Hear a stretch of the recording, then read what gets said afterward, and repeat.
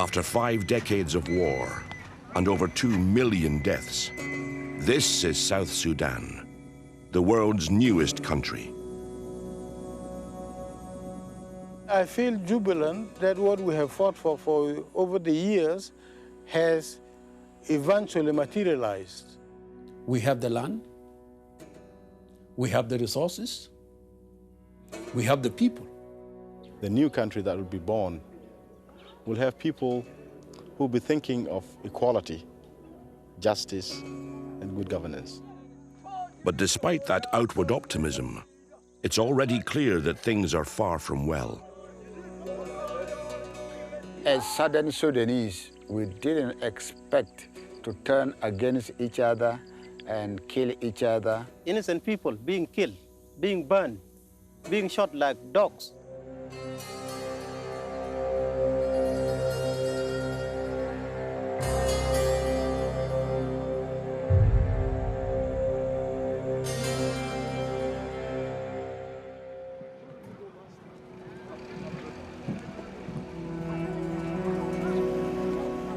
All around South Sudan, they're coming home. Displaced by civil war, they're returning from exile in neighboring countries like Uganda, Kenya, and Ethiopia. 1 million alone will arrive from northern Sudan. And they all have one thing in common: hope for the future in their own newly independent country.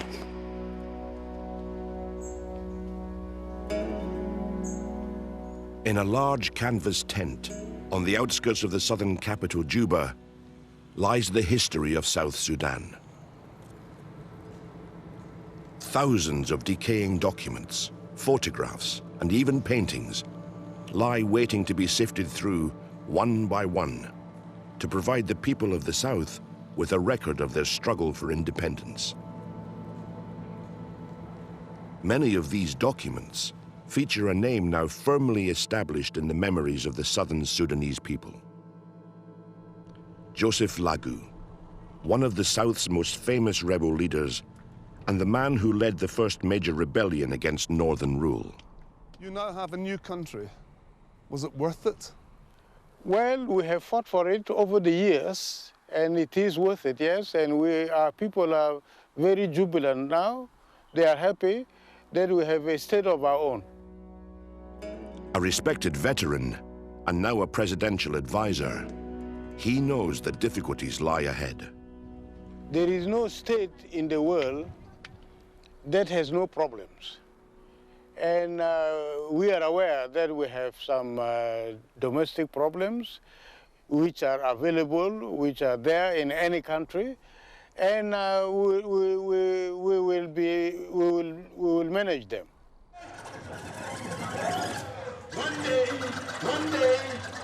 Former child soldier Lam TUNGWAR believes the sacrifices he and others made were worth it. I'm expecting and I'm looking at a very bright country with a lot of things in place possible. But I'm hoping that there will be a great democracy. Southern Sudan will go ahead and they will have a good government. But others like teacher Aban Raphael are worried that South Sudan is in danger of descending into a new period of conflict.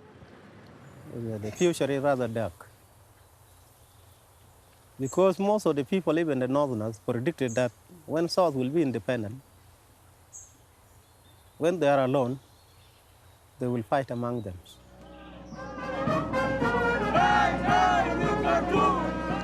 For the people of South Sudan, independence from the north was their goal, nothing else.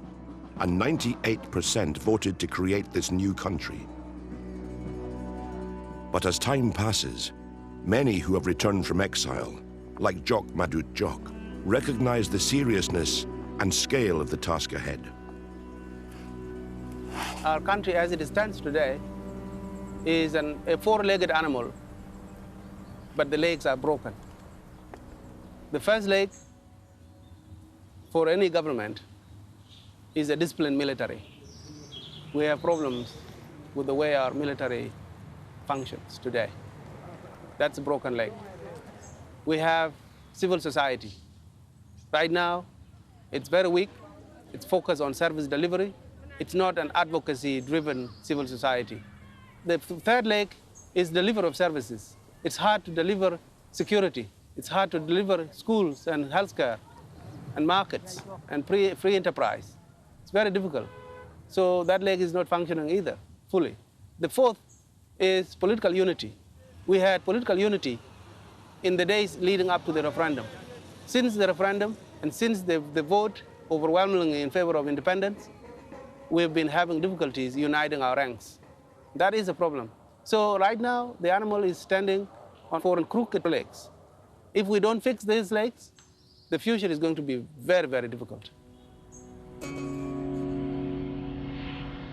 Many Southerners blame the Khartoum government in the north for undermining its transition to independence, spending the bulk of revenues from resources such as oil on developing its capital, Khartoum, into a modern metropolis. Half a century of almost zero investment has left the southern infrastructure in a hopeless state. It shouldn't have been this way, as most of Sudan's lucrative oil fields are situated in the south. But the pipelines run north. One of the most powerful figures in Khartoum believes the south will struggle as an independent state. You know, this is a country that's going to be plagued with so many problems. It's going to be landlocked under the mercy of northern Sudan, mainly for the export of oil. There is so much hostility between the components of the population. And there's the factor of inexperience, the lack of infrastructure, and the lack of state structure. But it's the military threat from the north, which for many poses the greatest obstacle to southern development. And nowhere does that manifest itself more clearly than in the disputed region of ABUYI. ABUYI for the north is a pawn on a chess table. In the south, it's a matter of life or death for people who live there. ABUYI lies on the border between north and south.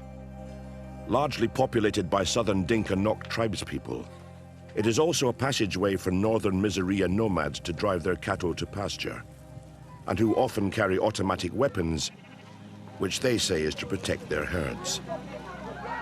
But there have been many cases of attacks on the local Dinka population.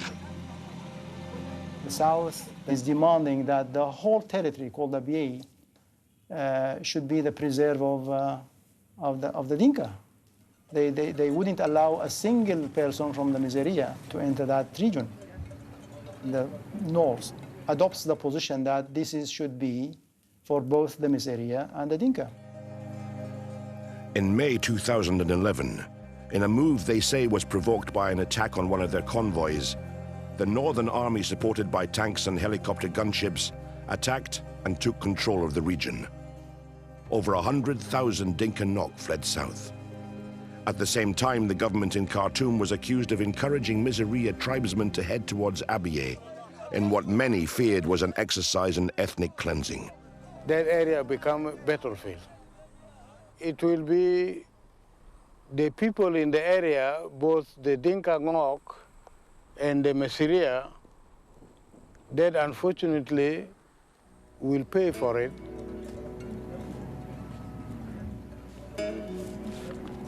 For the northerners, it's a piece of land. It's nothing to do with people. So they are not interested in people, they are interested in the land. For us, we are interested in the people, but ABUYI is a southern land, has always been, it will always be. If it is the single thing that we are going to go back to war over, make no mistake about it. Although the North agreed to pull out after negotiations, should war reignite as many expect, Khartoum believes the South will be no match for their forces. In order to maintain a war for a long time, you need resources. And I don't think they have the resources. And then in order to wage a long-term war, I think you need internal cohesion. And they lack internal cohesion. ABUYI belongs to the South, and it is hoped that Khartoum will come to its senses and give ABUYI back to the South. The prospect of another North-South war would bring devastation to the southern people who were just beginning to believe that a return to normal life could be possible. But a frightening legacy, hidden beneath the ground, makes that a distant dream for many. It's estimated that more than 2 million unexploded landmines were left from the 22-year civil war. As the refugees of that war return to their homes, they desperately need land for growing food. We have a very big challenge. Our people were intend to come back, and we are trying to reclaim back the lands from contamination to a civil use. We thought maybe we can get rid of all mines in Southern Sudan, but they take a lot of time, and this is what it is, a time-consuming, the demining work.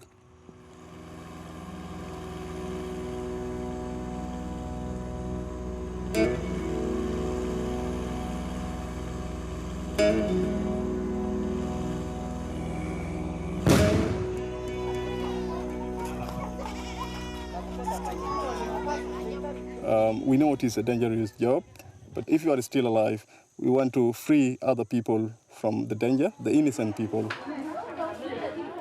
More often than not, it's the children who are the victims.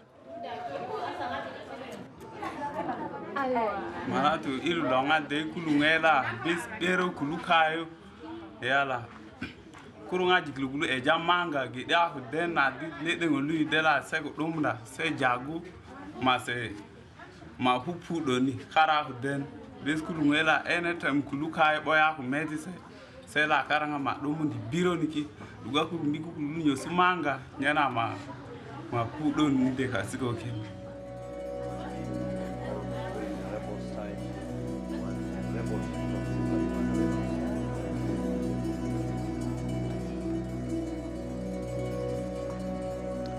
When the war with the North ended in 2005, many believed that at last, the 9 million people of South Sudan could live in peace. But that dream has been shattered. The fact is that the South is already at war with itself.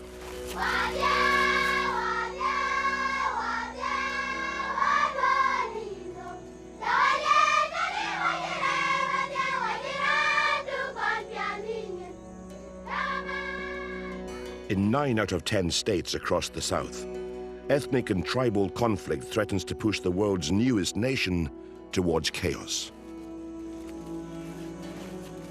Militias who accuse the Juba government of fixing elections are now attacking the Southern Army, the SPLA. The rebel leaders accuse the government of favoring the Dinka majority and blocking minorities from power. People are running around right now. Injuries, hospital is filled up with guys who are shot and dead people already buried and all that. With over 40 different tribes in South Sudan, conflict is nothing new. You have a society that has known war for a long time, whose legacy is widespread of firearms. It's become a fertile ground for such conflicts. Everywhere. Bentiu, Rumbek, Bolo, Umbolo, and everywhere there is killing.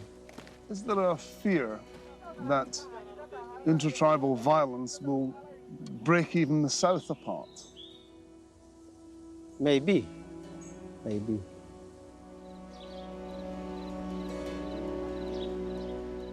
We first met Aban Raphael in the border town of Malakal, as he described how during the war with the North, he and his family hid from northern attacks. The one image I remember so much is of you and your wife sitting by the bed you would hide under when the trouble happened. And now it happened again. It happened 3 times. People have to hide under the beds again. You have to wait for the bullet which is coming to you under the bed. Even there was somebody who was found under the bed and then bullet hit him and died. So anywhere, it is not a safe place to hide when there is shooting. But you try to protect. If it reaches you there, it is your day has come, okay. Near Aban's home, the hospital is overwhelmed with victims from a battle between the SPLA and militias made up mainly of local Shilluk and Nuer tribesmen. A fight between Southerner and Southerner. What happened to these children? These children, they have got the gunshot. They have wounded due to the gunshot. And the incident that occurred in the area called Kaldak, South Malakal, 3-4 days ago. How many victims have you brought into the hospital so far? Besides some soldiers that have been brought wounded, the total number was 120 something. What happened to you?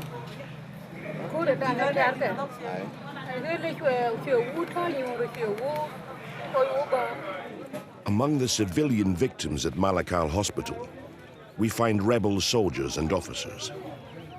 They blame the Dinka-dominated SPLA for the bloodshed.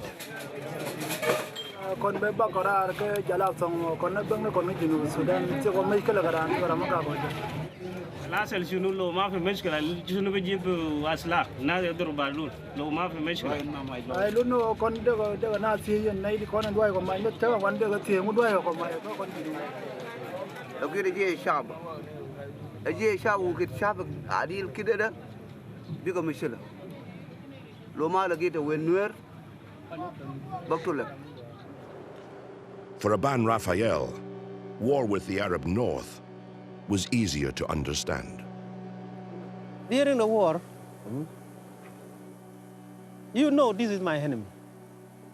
But now, you don't know who is your enemy. Because you're a tribe man or a southerner like you, consider you more than Arab.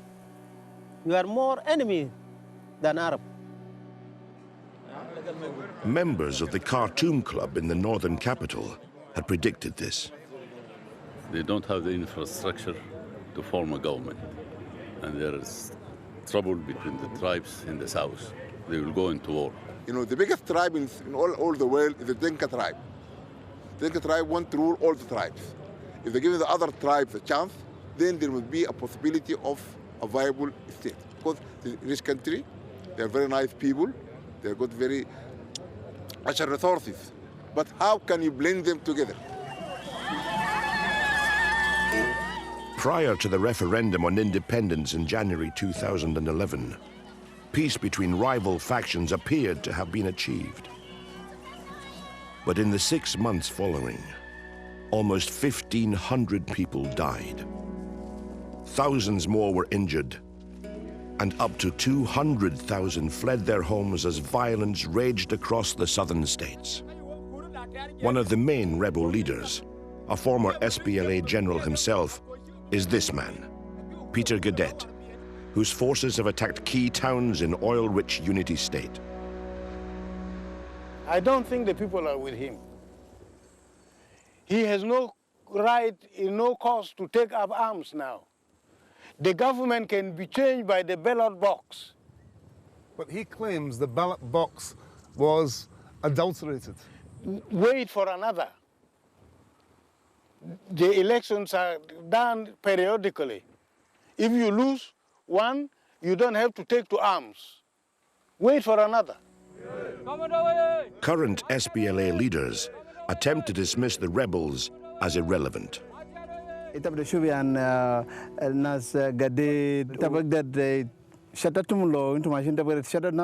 Tawali an beno nas kadede da haja basit ana beno man ana beshupo de nas mumkin ya neno ayi kalal beta da gayak bas ana mumkin ya nyak chakal mo.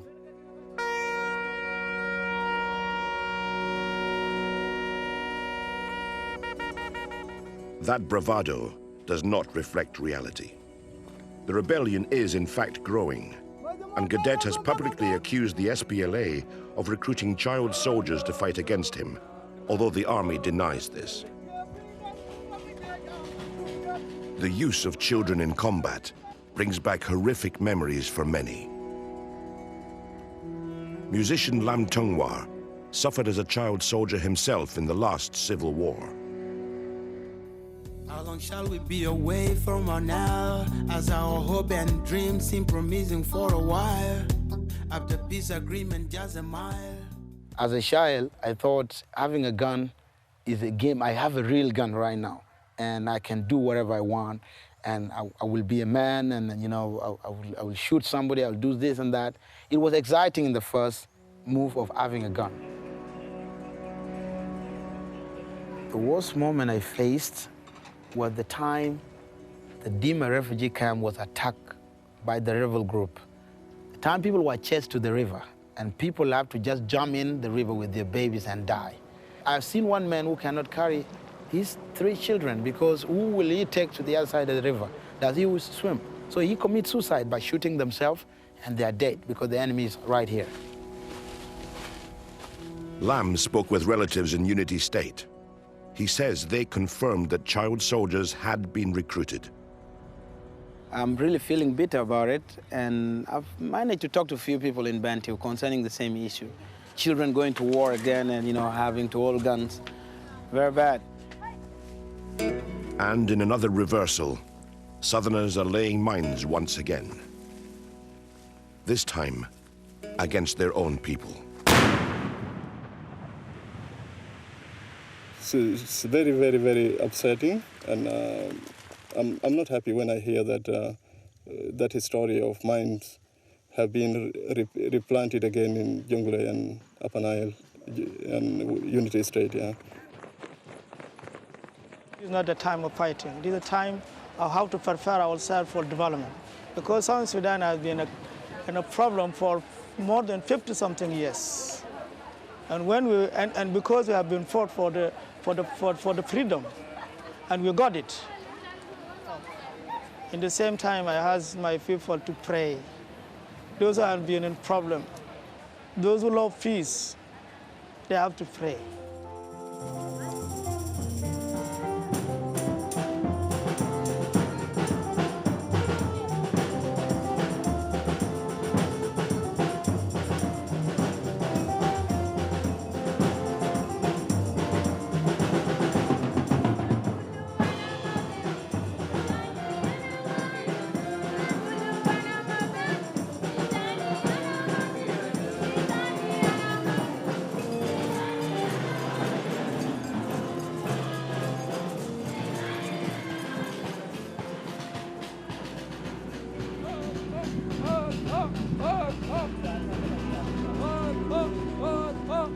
The internal conflict is just one of a growing number of crises facing the new nation.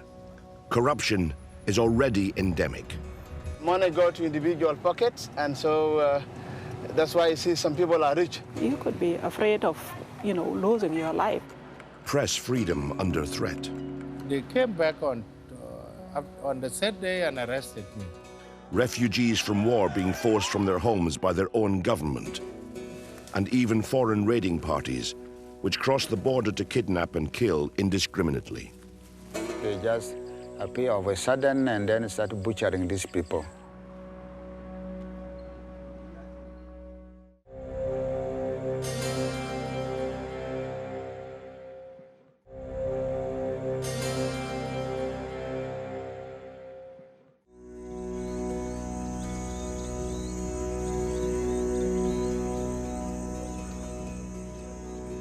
The 50-year struggle for independence has left a people traumatized by conflict, unable to survive by their own means, dependent on food handouts. This is Akobo, near the Ethiopian border, which the United Nations once deemed the hungriest place on earth after a drought in 2009. There was no single raindrop.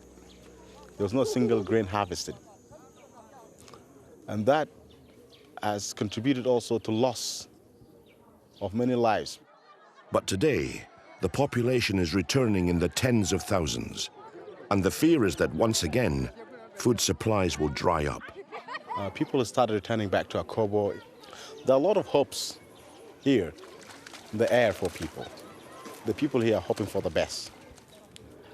The next 6 months to 9 months, we're expecting more of 75% of returns to Akobo. That means the population is almost going to double. It's a problem which much of the new South Sudan is facing. large numbers of refugees coming home, full of expectation. But they're returning to a country where half the population already relies on foreign aid. Have outside agencies created a dependency culture here? Well, there was no option. There was no option for that because people were on the run all the time, and what else could have been done? Or the aid agencies should be focusing now on training people on how to look after themselves, not to be looked after. Because you know the Chinese proverb as well, give man fish and you feed him for the day, and if you teach him how to fish, then you will feed him for the rest of his life. Development specialist NILE believes the future for South Sudan lies in its land. A country the size of France, with a population less than 9 million. Its soil is amongst the richest in Africa, ripe for agriculture.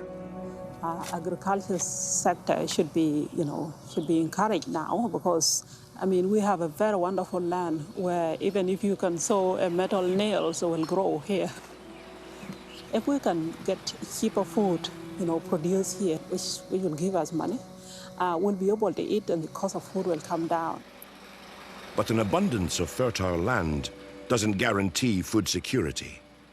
Nothing being landed here at docks in the capital, Juba, is from South Sudan. And as presidential advisor Joseph LAGU discovered, the story is the same in the city markets.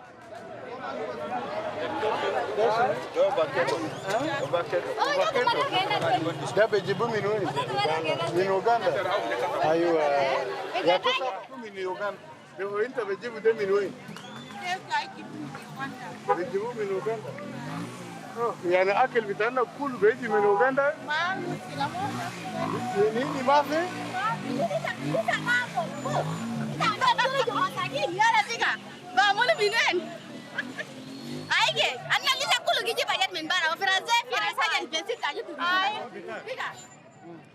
But it shouldn't have to be this way. This is the state of Western Equatoria in the south of the country. Local people call it the Garden of Eden for its lush vegetation. It should be able to feed all of South Sudan, but the long war with the north made this impossible. This war, this struggle, has taken over around 50-something years for the people of South Sudan to get their freedom. So it was not possible for people in order to do especially agricultural activities properly in order to produce enough food that can supply the whole Sudan. But although the civil war ended in 2005, the food at this market in the state capital, Yambio, is barely enough to feed the local population. And walking through the market, the reasons begin to become apparent. Security is everywhere.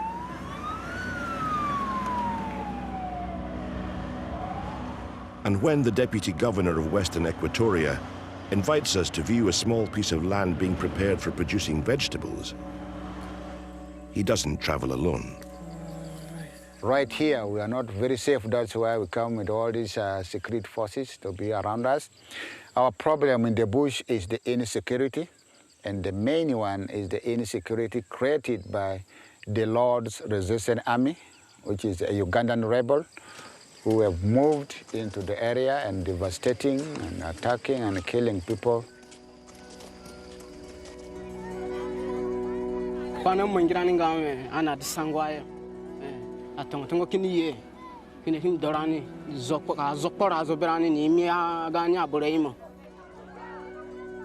They choose isolated villages whereby people are just busy with their own daily activities. They just appear of a sudden and then start butchering these people. The Lord's Resistance Army, or LRA, is led by this man, Joseph Kony, who declares himself the spokesman of God and is wanted for crimes against humanity. Founded in Uganda over 2 decades ago, they've crossed the borders into various African countries, including South Sudan. The way they kill people is so bad. They mutilate the body in the sense that it is very impossible for you to touch or even to see. You cannot recognize your person. your relative who has been killed. So these are the activities that they do to the people, and then they burn all the houses. What's particularly frightening about the LRA is that no one appears to know what they actually want. According to the United Nations, they have no clear ideology or agenda. Stealing, raping and killing seems to be their only purpose, and the bush is so thick they could be waiting anywhere. It is a challenge for us, and we are trying our best as a government to see to it that our people are protected and to be safe wherever they are. He may sound determined, but these are his frontline soldiers in the battle to combat the heavily armed LRA. They used to be called the Arrow Boys, but now they're known as the Home Guard. The last attack was this week on Saturday. That was on 28. Just 3 days ago? Just 3 days ago. And all of them were armed. There were 7 in number. Kalashnikovs? Kalashnikovs, AKM. Are you really going to ask these men, some of them young, some of them very old, with rudimentary weapons, homemade guns, spears, arrows, are you going to ask them to go into the bush and fight the LRA? This is what we have been doing within this 4 years now. All of them, even if you just hear now there is a LRA coming this way, you will find all the men, young boys will go there. But why don't you arm them properly? Arming them properly will not be possible for us as a new state, and also arming an untrained group of people like that also in the long run will be dangerous, because once the guns are in their hands, and if this fight against LRA is over, how can you get the guns back? For the foreseeable future, the one state that could feed the nation will be held to ransom by armed marauders from a neighboring country. But whatever difficulties the country faces, there is one word of hope on everyone's lips. What we have as a common wealth today is oil. We will control our resources. We have a lot of resources here, even water, even gum arabic, even oil. Yeah, there is that money which comes from the oil. But the reality is that oil revenues won't even come close to solving the country's problems. Hundreds of schools and hospitals need to be built and an entirely new infrastructure created. It will take $10 billion to provide electricity to all the citizens of the country. It will take about $8 to $10 billion to connect all the 10 capitals of our 10 states to Juba by paved road. That is not small change for a country whose current annual budget is $2 billion. Over 90% of the population live on less than $1 a day. But in the capital, Juba, business is booming. All across the city, major construction projects are in full swing. The other states, some of them actually producing the oil, are angry. What is there in Juba? All the people of South Sudan are living in states, in the counties. So really, if there is money with the government of South Sudan, this money should come to the states. Anything that comes, always GOSS, the government of Southern Sudan, take a big chunk. And only a very small percent is given to the states. 98% of the country's income comes from oil. But the government feels it's created a fair method of sharing revenues by giving oil-producing states an extra 2%. The rest is distributed to the wider Southern Sudan. So we have an equitable wealth sharing formula.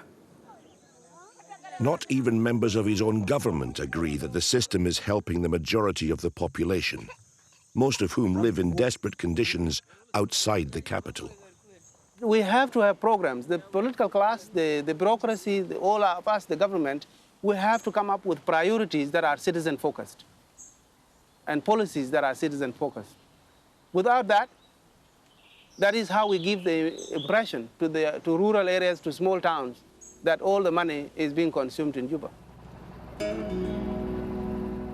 In the border town of Malakal in Upper Nile State, where there has been virtually no development, Aban Raphael accuses government officials in Juba of keeping the money for themselves. This money go to their pockets. They are paying themselves there in Juba. Here it had not reached the state. They say that the state has to get their own money and pay these people.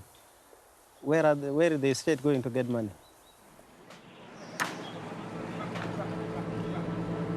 All around Juba, affluent suburbs are rising from the dirt. With poverty rife and massive unemployment in a country relying mostly on foreign aid, some are beginning to ask where the money's coming from.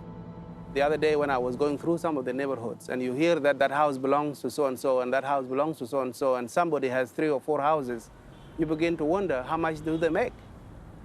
This is the sort of thing that gives our people a sense that Juba is stealing from everybody else. In today's South Sudan, corruption is endemic and goes right to the heart of government, where many believe ministers look after their own families ahead of anyone else. Nepotism is part of the problem, for sure. Some government officials try to favor their relatives in access to government services and access to contracts. We're talking millions of dollars here. Yes. It's already public knowledge that government officials and private businesses have siphoned off hundreds of millions of dollars in oil revenues. It's even claimed that some senior ministers have avoided prosecution by threatening to produce documents that implicate other ministers in government. They are in school already or not? Former child soldier John AKEC is a campaigner on behalf of the homeless. We are now at the heart of the government of Southern Sudan ministries. To get something quickly, you must really have something to give to someone so that you can get the services you want. It's all about money. Everything's all about money. People are learning a very bad culture. Where is the money all going? Money go to individual pockets, and so that's why you see some people are rich, are buying big houses, nice houses, big cars. It's a bad animal. We are trying to fight it hard, and hopefully we will succeed. We have created an anti-corruption commission. We are thinking of giving it also the powers to prosecute. I have seen some of the people working in the commission of the corruption, and I asked them, you know, what have you done? What about this and that? And then they will say, yeah, we're trying to lessen the corruption. What about this zero tolerance? Why are we lessening it? We should be, you know, stopping it. But the institutions that are there to fight corruption are not doing their job. But if this person is corrupt, and we know that this person is corrupt, why not get his name into the papers and say this person is corrupt? Tell that to Niall Ball, editor of The Citizen, South Sudan's first ever newspaper. He has been arrested on numerous occasions for publishing stories about fraud at the top. I have named 2 main ministers. The first Minister of Finance, Atoropian. We were actually in a really crisis with him when we investigated the story. He went to Parliament and told the Parliament that he bought 1 car for $97,000. But when we investigated the story, we discovered that he transferred $60 million to the dealer.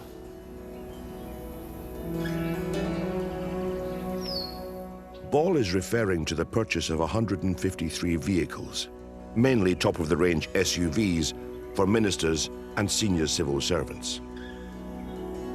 $60 million was reportedly paid, making an average price of $400,000 each.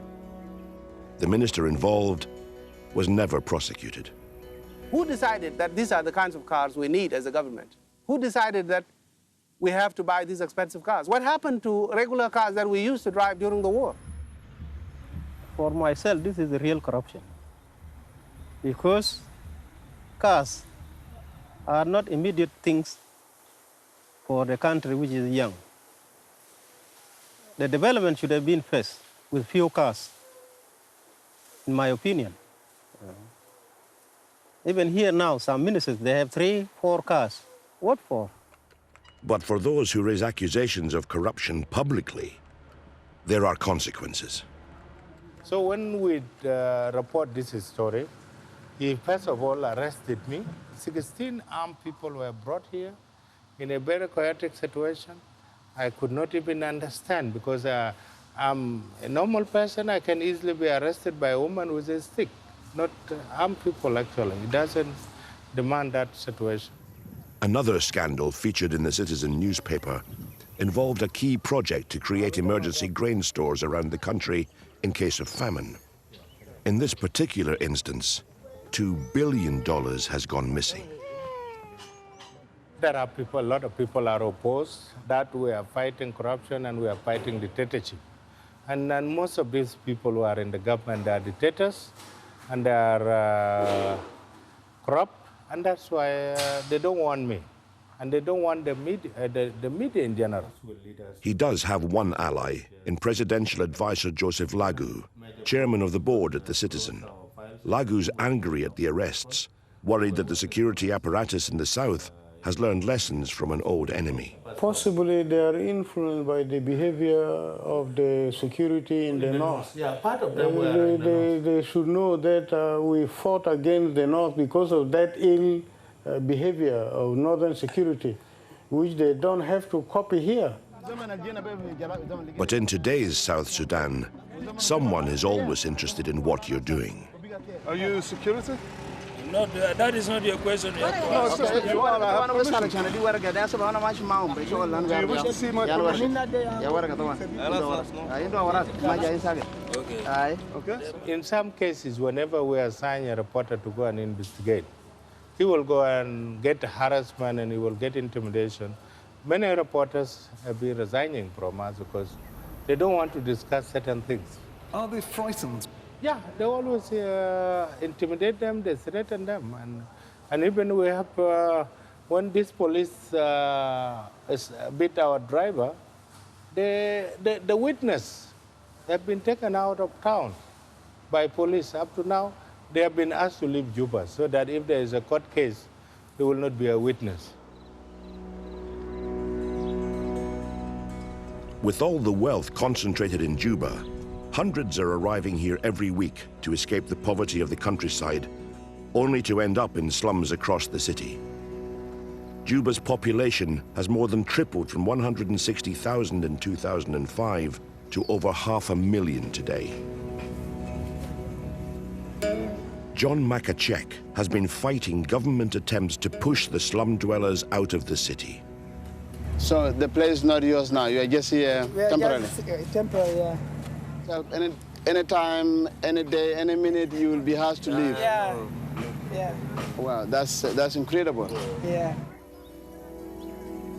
John then led us to Juba's main graveyard, the only spot the latest arrivals could find to build their shacks.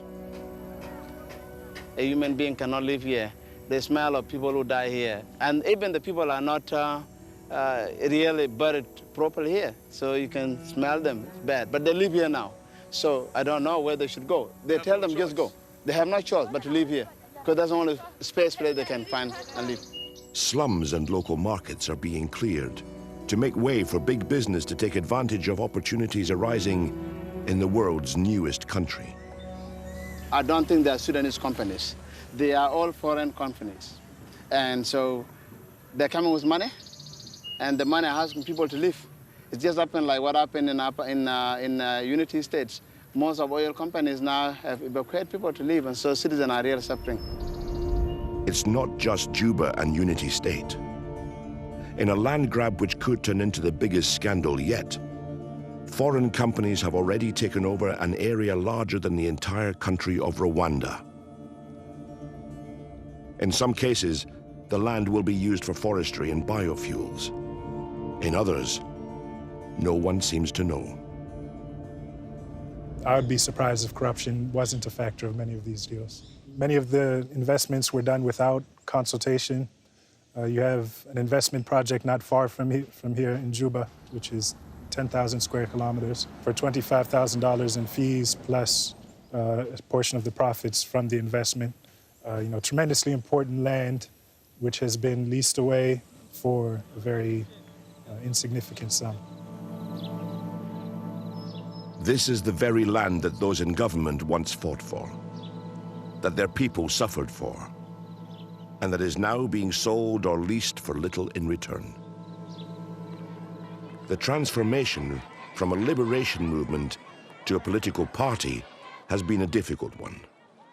In the past, they fought a common enemy in the north, but now the future holds great uncertainty.